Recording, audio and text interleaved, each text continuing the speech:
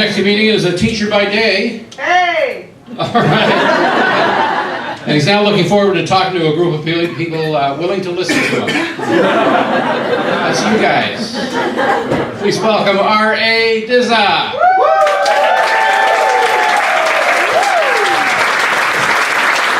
Hey everybody, I am A Dza, and I have anxiety and depression. I occupy one of the most stressful positions a person like me, or anyone for that matter, can have. A teacher. Oh. But I do really like kids. I am really good at my job. But there's one thing I like even further, and that's not making minimum wage and having to choose between my meds or, eating.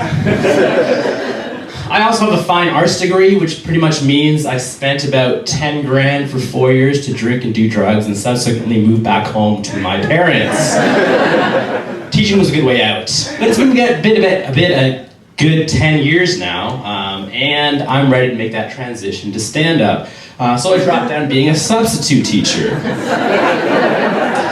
Now, substitute teachers and teachers, we have a lot of things in common in that we encompass a lot of jobs in our one job. Any given second, we can be a clown, a counselor, a hostage negotiator, a zookeeper, the list goes on and on. But I find the one job that subs got regular teachers beat on is the explorer.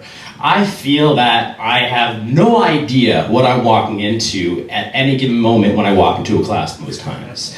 What I hope for is peace and serenity. What I normally get, though, is chaos and fury. I normally get kids dropping F-bombs and throwing chairs like it's a goddamn bar fight. And those are just second graders. Oh, Oshawa, you do us proud. South Schwa, represent. Oh, man. Substitution can also be a very lonely position. I find that when I walk into a new staff room, it's like I'm that new kid that nobody wants to talk to or eat lunch with. I've literally seen teachers crammed into one table like sardines, as opposed to being that one or two people to, venture over to me and sit at a completely open table. So I usually end up eating lunch by myself, turkey sandwich in hand with a side of shame, and a whole lot of crying on the inside. I don't get it. I don't know what I gotta do to get these people to like me, to accept me right off the bat. Should I just grab the bad kid right away and punch him and stuff in the locker? Is that one thing? Or should I just have a town hall where I just grab every student's cell phone and just slam them down with a sledgehammer?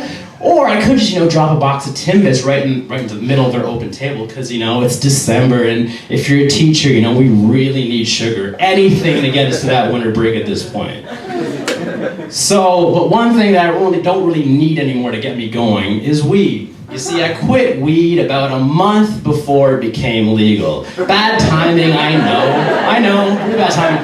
But, legal weed, it kind of lost that luster, lost that charm, lost that sexiness for me.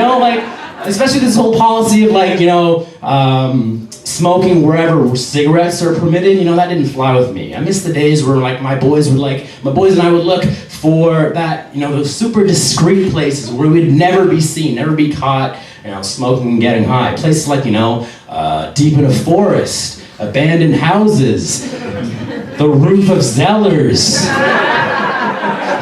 Or, my personal favorite, the dairy cooler at the No Frills I used to work at. See, finding those places, smoking those places, that was fun, that was exciting. Now you're expecting to smoke at a bus stop with everyone else? Like a loser? Fuck that. Y'all can have your legal weed, I'm out, I'm good, thanks. So anyway, it's winter, and if you have a car, so get those winter tires on your car. It's kind of pretty much becoming mandatory now, but not for me. You see, I'm trying to hold out as long as possible. For me, I can't really afford winter tires because they cost more than my entire goddamn car. Let me remind you, I'm a substitute teacher. I drive a goddamn 2007 Suzuki Swift. It is the Plus model though, so CD player / MP3 player comes standard because I got that 1998 state of mind. So there.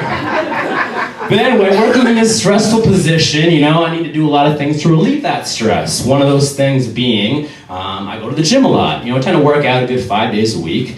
But I've been noticing I need to change something really quick. Every time I work out, I do a set in front of the mirror, I notice that I need to change up my workout face. Because you see, every time I look at myself, it looks like I'm constipated. Like constantly. Like seriously, like I ate a carton of prunes and drank down a gallon of Metamucil and I can't get nothing to drop.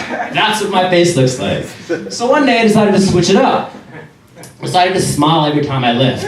So I started smiling, you know, doing my thing, but then I noticed when I looked in the mirror what I actually looked like. I was like, I had this realization, I was like, oh my God, I look like a goddamn pedophile.